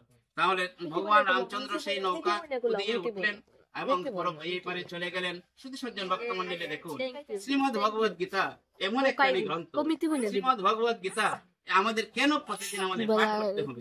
প্রতিদিন প্রতিটা সনাতনী গৃহে আমাদের ধর্মগ্রন্থ পাঠ করতে হবে। কেন পাঠ করবো আমরা? এই যে শ্রীমদ্ ভগবত গীতা বা ধর্মগ্রন্থ নৌকা রূপে আমাদের গৃহে বিরাজমান। আমরা যদি সেই ভব পারাপারের কথা চিন্তা করি যে আমরা জন্মগ্রহণ করেছি, আমরা একদিন মারা যাব, আমাদের জন্য সেই ঘাট অপেক্ষা করছে, সেই ভব পারাপার যদি আমাদের হতে হয়, তাহলে আমাদেরকে কি করতে হবে? আমাদেরকে সেই গীতা গ্রন্থখানে আমাদের পাঠ করতে হবে, গীতা আলোচনা আমাদের শুনতে হবে, সেটাই হলো বাস্তব। শুধু সজ্জন ভক্তমন্ডলী দেখুন, আজকে এখানে আমরা দাঁড়িয়েছি মা বাবার সেবা, মা বাবার স্বর্গ প্রাপ্তি কামনায় সজলদার পরিবার বর্গ আজকের এই বৈষ্ণব সেবা অনুষ্ঠানে। তাহলে দেখুন ভারতে 2012 সালে আমি দৈনিক যুগান্তর পত্রিকায় পত্রিকা দেখি, তখন ইন্টারন্যাশনাল পাতায় আমার ঘটনাটা মনে আছে। 2012 সালে হঠাৎ দেখি ভিতরের পাতায় একটি ছবি, যে কিসের ছবি? যে একদিকে একটা লোক একটা পাথরের টুকরা নিচে বারের, আর একদিকে একজন বৃদ্ধ মহিলা বসা, তো সমান সমান করে কাঁধে ভাত। তো আমি খবরটা দেখে আমি নিচে একটু দেখলাম, ফইরা দেখি যে ভারতের বিহার রাজ্যে একজন হিন্দু ভদ্রলোক, তার বয়সটা হলো 27 ছেলের, আর মায়ের বয়স 80। উনি খুব বৃদ্ধ লোক। সে কি করছে, আজকে 17 বছর যাব তার মাকে নিয়ে ভারতের বিভিন্ন ধর্মকে, তার তো পয়সা করি নাই, তার মারে ভালো করিয়া তার মায়ের সমান একদিকে পাথর দিছে, আর একদিকে তার মারে বসাইছে সুন্দর করিয়া লইয়া বারে করিয়া তার মারে লইয়া ভারতের বিভিন্ন তীর্থক্ষেত্র প্রদর্শন করে। এখানে মন্দির তাকে প্রসাদ করে, আবার পরের দিন আরেকটা মন্দিরে আর মারে বলে যে মা গো, আমার কি তোমার ঋণ সুদ হয়েছে? তোমার যে দুধ খাইছো আমি, তুমি যে কষ্ট করছো আমার জন্য, আমার কি কোনো ঋণ, আমার কি ঋণ তোমার কাছে সুদ হয়েছে? আমি তো ছোটবেলায় দেখছি যারা আলোচনা করেন তারা বলেন যে মায়ের এক ফোঁটা দুধের ঋণ সন্তান কোনোদিন শোধ করতে পারে না। তাহলে আমি যে আজকে 17 বছর ধরে তোমার কাঁধে নিয়ে ঘুরাইতেছি, বিভিন্ন তীর্থক্ষেত্র প্রদক্ষিণ ঘুরাইতেছি, আমার কি তোমার এক ফোঁটা দুধের ঋণ শোধ হয়েছে? চিন্তা করেন তো। তখন সময় এক তীর্থক্ষেত্রে সাংবাদিক পাইয়া সাংবাদিকে জিজ্ঞাসছিল ওই মারে যে মা গো, তোমার ছেলে যে বলতেছে যে 17 বছর ধরে তোমাকে কাঁধে নিয়ে ঘুরতেছে ভারতের বিভিন্ন ধর্ম, কথাটা সত্য না মিথ্যা? তখন সময় ওই মা বলছিল যে বাবারই সত্য, আমার ছেলে তার সংসার ভাইয়া 17 বছর ধরে আমার ঘুরতেছে বিভিন্ন আরেক মন্দিরে যায়। আর আমার জিগায় একটু বড় মাগো তোমার ঋণ কি আমি দিতাম পারি? তাহলে শুধু সজ্জন বর্তমানে দেখেন মা বাবার কাছে আমরা কত ঋণী। মায়ের এক ফোঁটা দুধের জন্য আমরা সারা জীবনে দিতাম পারি না। আর আজকে মায়ের যখন আমরা 10 মাস 10 দিন কষ্ট দিচ্ছি, তারপরে এই বাবা কত যে দুধ আমরা পান করছি, এক ফোঁটা দুধের ঋণ সন্তান যতই মাকে আরামে রাখুক না কেন শোধ করতে পারে না, এটা শাস্ত্র গ্রন্থে প্রমাণ রয়েছে। তো তার মারে 17 বছর ধরে এরকম ভাবে ঘুরায়। তো মায়েও কইছে যে বাবারি আমার ছেলের লেগে আমি আশীর্বাদ করি, আর কিছু করার নাই। আমার ছেলে আজকে 17 বছর ধরে এইভাবে ঘুরাইতেছে আমার লইয়া, কিন্তু মায়ের এক ফোঁটা দুধের ঋণ সন্তান কোনোদিন শোধ করতে পারে না। তাহলে শুধু সজ্জন মন্ডলী দেখুন, সেই ছেলেও তো তার মারে খুশি করার জন্য, ভগবানের চরণ পাওয়ার জন্য, মাতৃভক্তি লাভ করার জন্য সে তো আজকে 17 বছর ধরে আজকে মারে নিয়ে ঘুরাইতেছি। তাহলে আমাদের যারা সংসারে রয়েছি, আমরা যারা ছেলে মেয়ে রয়েছি, আমরা যারা মা বাবা রয়েছি, আমরা প্রত্যেকেরই কর্তব্য। শুধু সজ্জন ভক্তমন্ডলী আমি আপনাদের কাছে বিনীত প্রার্থনা করছি, আমাদের ছেলে মেয়েদেরকে নিয়ে আসবেন ধর্মীয় আলোচনা সভায়। আমি যে জায়গায় আলোচনা হয় সেই জায়গায় একটা অনুরোধই রাখি যে আজকে আমরা ধীরে ধীরে শিক্ষিত হচ্ছি, আমরা প্রতিটি ক্লাসে আমরা A+ বেশি পাচ্ছি। আমাদের মধ্যে ডিসি, এসপি, ব্যাংকার, পুলিশ কর্মকর্তা সব আছে, কিন্তু একটা জিনিসের অভাব, আমাদের মধ্যে ধর্ম নৈতিকতার অভাব। শুধু সজ্জন বর্তমানে আমরা কষ্ট নেবেন না, আপনাদেরকে ছেলে মেয়ে যারা রয়েছে, ছোট ছোট বাচ্চা যারা রয়েছে, তাদেরকে একটু সময় হলেও তাদেরকে নিয়ে ধর্মসভায় আসবেন। তাদেরকে নিয়ে যদি ধর্মসভায় আসেন, আপনার যে কোটি কোটি টাকা ব্যাংকে জমা রেখেছেন, যে সেই ছেলে মেয়ে আপনাকে একদিন খাবার দেবে, সেই ছেলে মেয়ে আপনাকে মৃত্যুর সময় হাসপাতালে নিয়ে যাবে। আমি আজকে অদম শেখারে গ্যারান্টি দিয়ে গেলাম, যদি আপনার ছেলে মেয়েকে ধর্মসভায় নিয়ে না আসুন, সেই ছেলে মেয়ে যে আপনার কোটি টাকা দিয়ে পথে পথে নষ্ট করবে না, আপনাকে যে ওসমানী মেডিকেলে নিয়ে যাবে সেটার কোনো গ্যারান্টি নেই। সেই ছেলে মেয়ের কাছ থেকে আপনি সেই আচরণ লাভ করতে পারবেন না যদি আপনার ছেলে মেয়েকে ধর্মসভায় নিয়ে না আসুন। আমরা কষ্ট করি, আমরা যার যার সাধ্য মতো আমরা কষ্ট করি, আমরা চেষ্টা করি প্রতি মাসে কিছু টাকা সেভ করার জন্য, ব্যাংকে আমরা টাকা রাখি, বিপদে আমাদের যাতে ভালো হয়, আমাদের ছেলে মেয়ে যাতে ভবিষ্যতে আমাদেরকে যাতে সেবা শুশ্রূষা করে, আমার ছেলে মেয়ে যাতে ভবিষ্যতে ভালো থাকে, সে যাতে ঋণগ্রস্ত না হয়, আমরা সবাই চাই, প্রত্যেকের মা বাবা চাই। কিন্তু আপনি যদি আপনার ছেলে মেয়েকে ধর্মসভায় নিয়ে না আসুন, সে তো এই টাকা কোটি কোটি টাকা যে আপনি ব্যাংকে রাখলেন সারা জীবন কষ্ট করে, আপনি এই টাকা পাইলে পরে সে মনে করবো আমার বাবাই তো 2 কোটি টাকা, সে তো আর কোনো কাজই করতো না। আর আমিও অধম এখান থেকে গ্যারান্টি লাগলাম, ও 80% সত্য হবে যে সেই ছেলে মেয়ে আপনাকে কতটুকু যে মৃত্যু সময় আপনার কাছে থাকবে, আর ওই টাকার কতটুকু সৎ ব্যবহার করবে সেটার গ্যারান্টি একমাত্র ভগবান জানে। আর যদি আপনার ছেলে মেয়েকে ধর্মসভায় আসেন, একটু সময় যদি আলোচনা যা হয় তা শুনে ওই ছেলে মেয়ের যে কোন কথাটা যে কোনটা মনে ভাগ দিব, হয়তো হইতে পারে যে অমুক সভাত গেছিলাম, আলোচনা হয়েছিল যে মা বাবার সেবা দেওয়ান লাগবে, মা বাবার সেবা করা হইলো ওই ছেলে মেয়ের কর্তব্য। তাইলে আমরা আজকে দেখেন সবাই আমরা যার যার সাধ্য মতো এই যে সম্পদ করতেছি, টাকা পয়সা করতেছি, কিন্তু করতেছি ছেলে মেয়ের জন্য, ছেলে মেয়েরা যারা সুখে থাকে। তাইলে আপনি দেখেন তো, আমি বললাম এক ছেলের কথা ভারতে, যে 17 বছর ধরে তার মাকে বিভিন্ন তীর্থক্ষেত্রে লইয়া যায়। আরেক ছেলে, আমি কিছুদিন আগে সাক্ষী, আমার মাকে না যখন 2005 সালের 22 ডিসেম্বর ওসমানী মেডিকেল কলেজের 4 তলা 6 নম্বর ইউনিটে ভর্তি ছিল। 2005 সালে 22 ডিসেম্বর যখন আমার মা স্ট্রোক করছিল, তখন সময় আমার মামা এরা সাথে আস্তে আস্তে আমার নাম ধরে বলতেছে, বল মামারা, তারা ওসমানী মেডিকেলে আসলো। আমি 22 দিন আসলাম চাকরি, তখন নতুন জয়েন্ট, আমার প্রাইমারি শিক্ষকতা আমার নতুন চাকরির জয়েন্ট, চাকরি ভাইয়া ছুটি মিলে না, আমি বিনা ছুটিতে 22 দিন ছিলাম ওসমানী মেডিকেলে। তো ওসমানী মেডিকেলে 4 তলার যখন 6 নম্বর ইউনিট, একটা বাস্তব গল্প বলছি আপনাদের জন্য। তো তখন সময় আমি আমার মায়ের পাশে যতটুকু পারি সেবা করি। 22 দিন ডাক্তার আয়, সেলাইন টেলাইন দেয়, মা তো কোনো অজ্ঞান, নাকি তার নল লাগাল, ক্যাথেটার লাগানো, সেলাইন লাগানো, কথা বলতে পারেন না, উনি অজ্ঞান। পাশে একটা হিন্দু ভদ্রলোক সুনামগঞ্জ বাড়িতে, এখন আমার লোকটা মোবাইল নাম্বার নাই, আমি রাখছি না, ওই সময় তো মোবাইল ছিল না। তো ওই লোকটা কেটা করতো, সন্ধ্যার পরে ওই লোকটাও তার মারে নিয়ে হাসপাতালে গেছি, ওসমানী মেডিকেল। আমরা পাশাপাশি থাকি, 22 দিন থাকার পরে একটা আত্মীয়তার মতো হয়ে গেছি।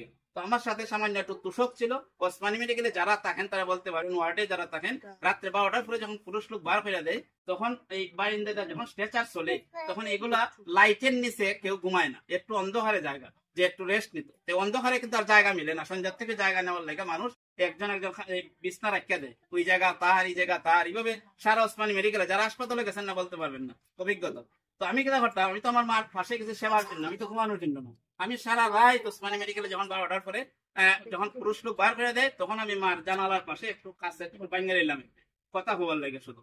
তো একটু কাছে যখন কেদা হইলাম, আমি দাঁড়াই থাকি, আর আমার পাশের যে ভদ্রলোক সুনামগঞ্জের, ওই লোকটা কেদা করতো আমার তুষকটা নিয়ে সন্ধ্যা হইতে হইতো, যে দাদা আপনার তুষকটা দেন, জায়গা পাইতাম না এসে। আমি বললাম যে ভাই আপনার মা নল লাগানো, নল খুললে লাগছে কালকে রাত্রে 2টার সময়, এরপর ডাক্তার না চাইয়া তাড়াতাড়ি টোকে রইব অচেতন, আপনি কোথায় যান, আপনি তুষক না ভাই জায়গা রাখুন না, আমার কোনো বাধা নাই। আমি তো ঘুমাইতাম না, আমি তো ভাই ঘুমাই না ভাই, আমি জানালার পাশে দাঁড়ানো থাকি সারা ভাই।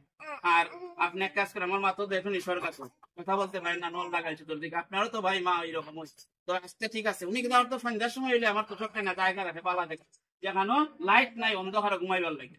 তো শুধু সজ্জন বর্তমানে 4-5 দিন পরেই উনার মা ভগবান ইচ্ছা পরখালে চলে গেছে।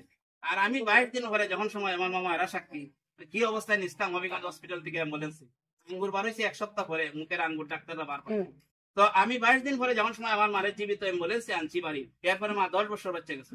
আপনার সাক্ষী 2015-16 সালে মারা গেছেন, 10 বছরের পরে, 11 বছর, 3বার স্ট্রোক করছিল। এরপরে আমি ডাক্তারের কাছে আবারও সিলেট 3বার লয়ে গেছি, ডাক্তারে কইছে মাস্টার বাবু আপনার মারে আর আনবেন না, তাই তো নল উল্টো খেলে মারা যাবে এখনো, 3বারের সময় কইছিল 10 বছর পরে, তাই তো এখনো আসুন। আমি স্যার আসুন নিতে তখন যে দিলে আমার হয়ে যেতে জমা নিতে হইলে হইয়া নিতে, যে এখন নেই গে আপনার অবহেলা হয়েছে একটু যত্ন। তো কাজেই আমরা ছেলে মেয়ে হেরে নিয়ে যেখানে ধর্মগ্রন্থ আলোচনা, শাস্ত্রগ্রন্থ আলোচনা হয়, আমরা যেন আসি জায়গা। নতুবা আমরা এই ধন সম্পদ এগুলা দিয়ে আপনারা আমরা কি করবো? আমরা তো করি এগুলা ছেলে মেয়েদের জন্য রাখার জন্য, আমরা তো এগুলো সঞ্চয় করি ছেলে মেয়েদের ভবিষ্যতের জন্য। তাহলে আমরা এগুলা তাদের জন্য যদি আমরা সঞ্চয় করি, তারা যদি ধর্মসভাতে না আসে, তারা যদি এগুলা কথা না শুনে, তাহলে তো এগুলো হবে না। তাহলে তো তারা আপনাদের বৃদ্ধাশ্রম রেডি থাকতে হবে, আমরা বৃদ্ধাশ্রমে যাইতে হবে বয়স হইলে পরে, যদি আমাদের এই কোটি কোটি টাকায় আমাদের বাদ দিবে না। এটা শাস্ত্রের গ্রন্থে অনেক আছে এরকম। তাইলে আমরা কি করতে হবে? আমরা যেন সবসময় সেবা নিয়ে আসি। দেখেন আমরা 84 লক্ষ জন্ম হওয়ার পরে আজকে কোন ভাগ্যের ফলে আমরা কিন্তু মানব জন্ম হয়েছি। কিভাবে আমরা 84 লক্ষ হয়েছি? আমরা দেখেন প্রথম আমরা 20 লক্ষ বার বিভিন্ন বৃক্ষ রূপে জন্মগ্রহণ করেছিলাম, আমরা 20 লক্ষ বার বিভিন্ন বৃক্ষ রূপে হয়েছিলাম। আর সর্বশেষ যখন আমরা আমাদের জন্ম যখন তুলসী বৃক্ষে হলো, আর সেই তুলসী পাতা যখন গোবিন্দের চরণে লাগলো, সেই তুলসী পাতার সেই গোবিন্দের চরণে লাগার পরে আমাদের সেই বৃক্ষ রূপ থেকে আমরা মুক্তি পেলাম। শুধু সজ্জন ভক্ত মন্ডলী, আমাদের 84 লক্ষ থেকে 20 লক্ষ বার আমরা বিভিন্ন বৃক্ষ রূপে জন্মগ্রহণ করেছিলাম। আজকে আম গাছ, কালকে কাঁঠাল গাছ, কালকে অমুক গাছ, এইভাবে আমরা 20 লক্ষ বার আমরা কাটিয়েছি।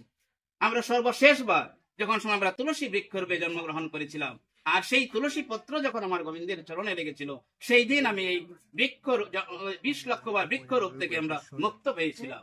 শুধু সজ্জন ভক্ত মন্ডলে, তারপরে আমরা 11 লক্ষ বার আমরা কীট পতঙ্গ রূপে জন্মগ্রহণ করেছিলাম। 20 লক্ষ 11 লক্ষ বার, তারপরে আমরা আসলাম বিভিন্ন কীট পতঙ্গ রূপে।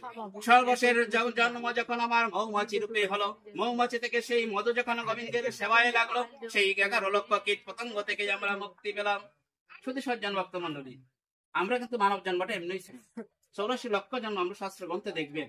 84 লক্ষ কিভাবে হইলো আমরা একটু সংক্ষেপে মাত্র একটু আলোচনা করছি। তাইলে কেন আলোচনা করছি এগুলো?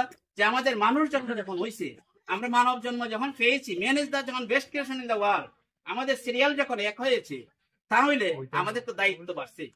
আপনারা দেখবেন বিভিন্ন জায়গায় আপনি পরিবারের কর্তা, মা অথবা বাবা, পরিবারে কিন্তু মা অথবা বাবা হইলে পরে দায়িত্ব বেশি, বাবার দায়িত্ব বেশি, মার দায়িত্ব বেশি, তারপরে হইলো ছেলে মেয়ের দায়িত্ব। আপনি যত বড় হবেন দায়িত্ব বাড়ে। তাইলে আমরা যখন মানুষ হয়েছি, আমরা যখন 84 লক্ষ জন্ম হওয়ার পরে আমরা মানুষ রূপে জন্মগ্রহণ করেছি, আমরা যখন বিশ্বের মধ্যে 1 নম্বর প্রাণী হিসেবে আমরা জন্মগ্রহণ করেছি, তাহলে আমার দায়িত্ব হতে হবে 1 নম্বর। কারণ ভগবান বলছেন যে পশুও তো আছে, পশুর বিচারে আর মানুষের বিচারে ব্যবধান আছে।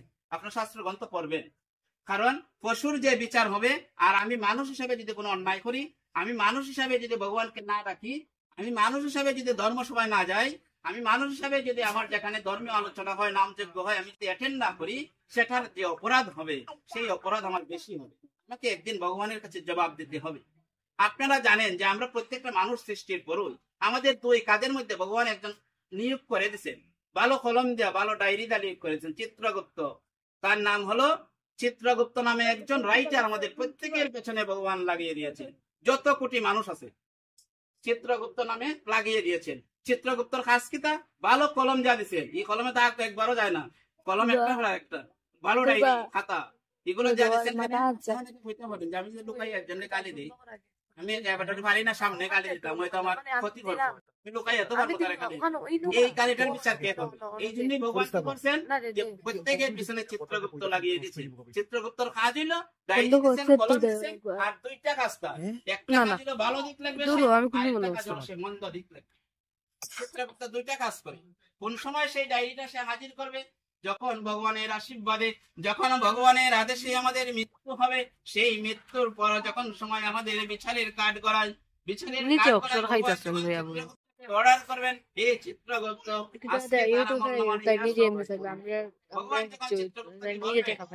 এই চিত্রগুপ্ত যখন সময় তোমার তার ডায়েরিটা নিয়ে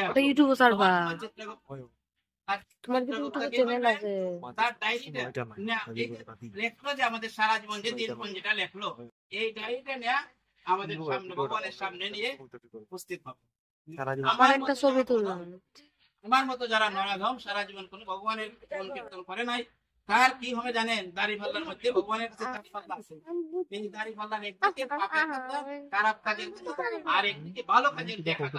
দুইটা খাতা যখন সময় তোলা হবে, আসলে জানি না, ভগবান জানে আমার যে নরাধমটা একদম পাপের খাতা, পুণ্যের খাতা এইভাবে থাকবে। তাইলে এইটার থেকে কিভাবে আমরা উত্তরণ হব? আমাকে প্রত্যেকের চিন্তা করতে হবে, এই পাল্লাটা যেন ব্যালেন্স সমান করতে পারি। আমরা পারবো না জানি, ভগবানের কাছে আমরা ক্ষমা প্রার্থী, তবু আমাদেরকে চেষ্টা করতে হবে, তবু আমাদেরকে যথাসাধ্য চেষ্টা করতে হবে যে আমরা যেন সেই পাপ এবং পুণ্যের কাতারা যেন আমরা ব্যালেন্সের দিকে রাখতে পারি। কাতারা যেন একটু ফের যেন বেশি না হয়, আমরা যেন একটু সমান রাখার চেষ্টা করি। তাহলে কি করতে হবে? আমরা যে জায়গায় ছিলাম, আমাদের মানুষ হিসাবে আমাদের দায়িত্ব বেশি হয়েছে।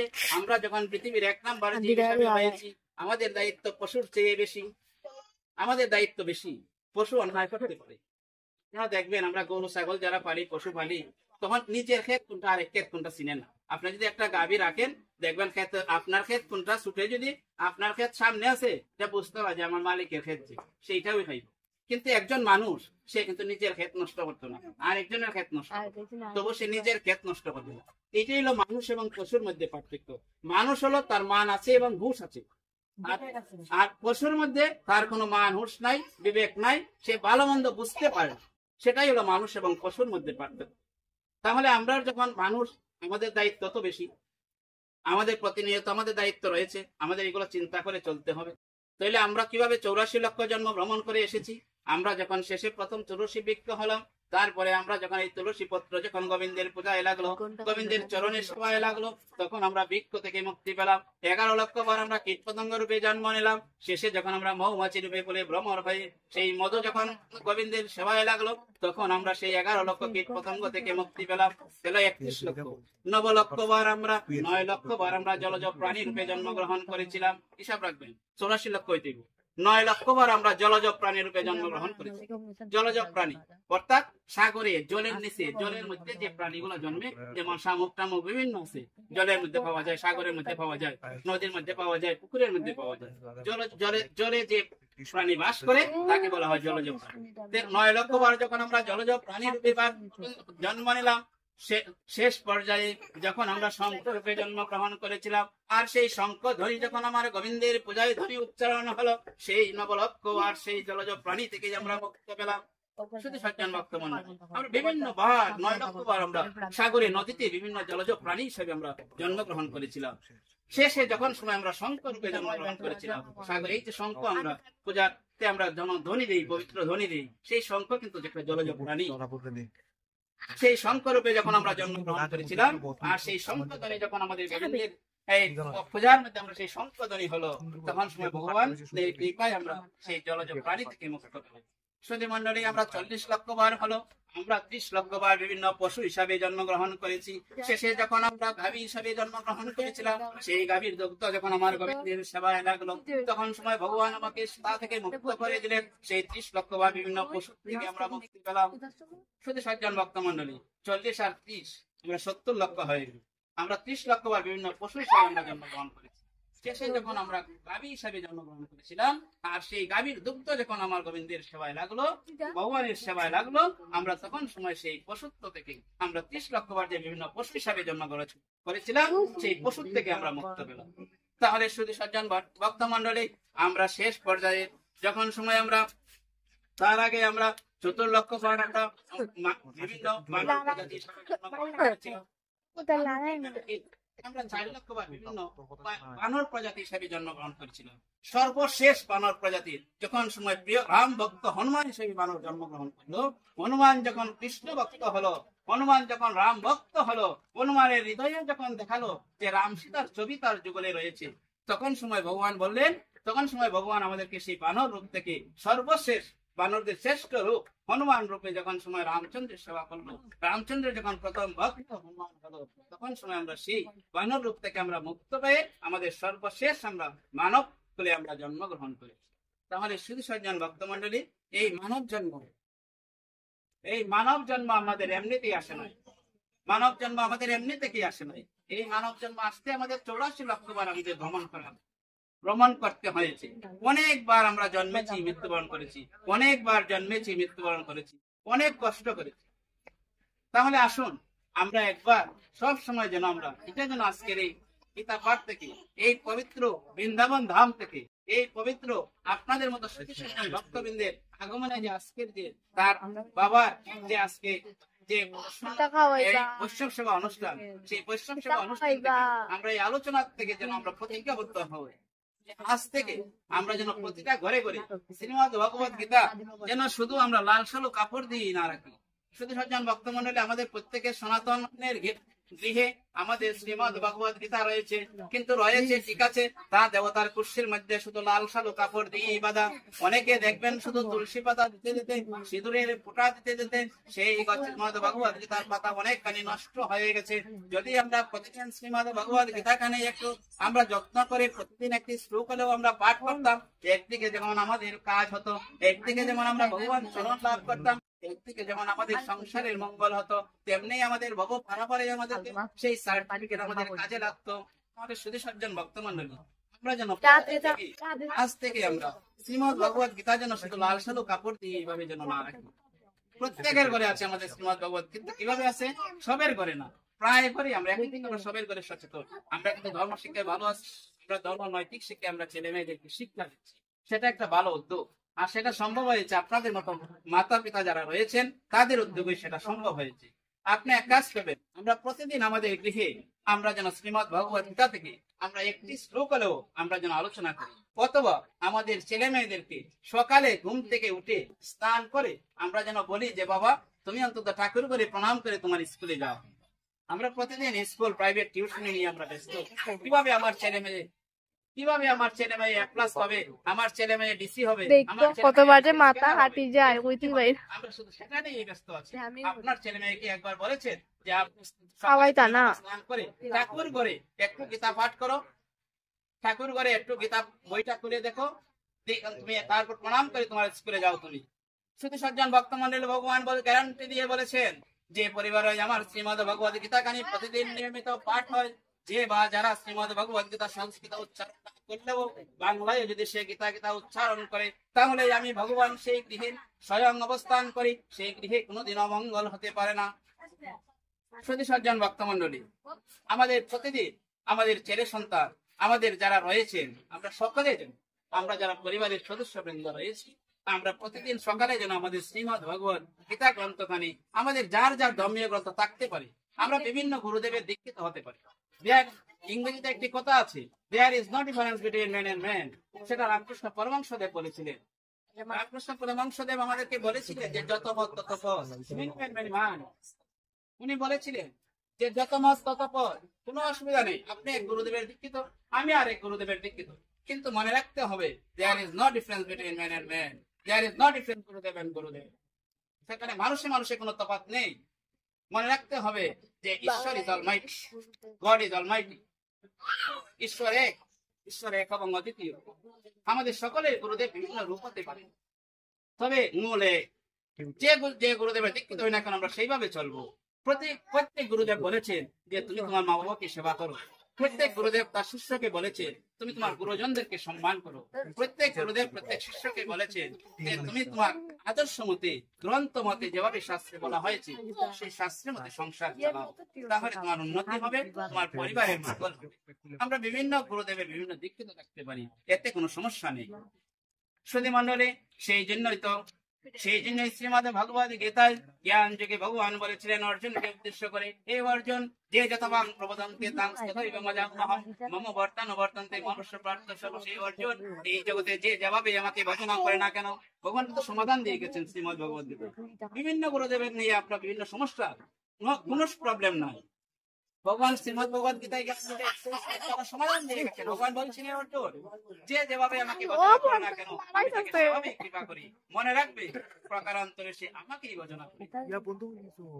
মনে রাখবে সে যে কোনো ভজনাই করুক না কেন প্রকারান্তরে সে আমাকেই ভজনা করে। তাহলে আমাদের কেন বিভেদ থাকবে? আমাদের মাঝে থাকবে না কোনো বিভেদ।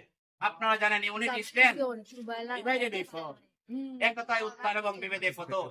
আমাদেরকে মনে রাখতে হবে, আমাদেরকে একতাবদ্ধ হতে হবে, আমাদেরকে সম্মিলিত ভাবে চলতে হবে, আমাদেরকে ধর্মীয় সভার আয়োজন করতে হবে,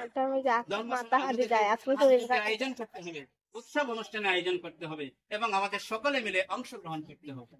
নতুবা আমাদের ছেলেমেয়েরা শেখার কোনো সুযোগ নেই। আজকে আমাদের সকালের কোনো এরকম ধর্ম শিক্ষা কেন্দ্র নেই যে আমাদের বাচ্চারা সেখানে ধর্ম শিক্ষা শিখবে। আমাদের একটাই বড় অভাব, ধর্ম এবং নৈতিক শিক্ষার। তাহলে আমাদের প্রত্যেকের ছেলে মেয়ে যেন আমাদের ছেলে মেয়েদেরকে নিয়ে আমরা যেন ধর্ম সভায় যাই, আমরা যেন সেখানে ধর্মীয় আলোচনা শুনি। আমাদের প্রত্যেকের ছেলে মেয়ে, আমাদের প্রতিটি পরিবার শ্রীমদ ভগবদ গীতাময় পরিবার হোক। আমরা যে বিভিন্ন অনুষ্ঠানে যেন আমরা এরকম ধর্মসভায় আলোচনা যেতে পারি। ভগবান আমাদেরকে সকলের মঙ্গল করুন, সেটাই আমরা একমাত্র কামনা করি।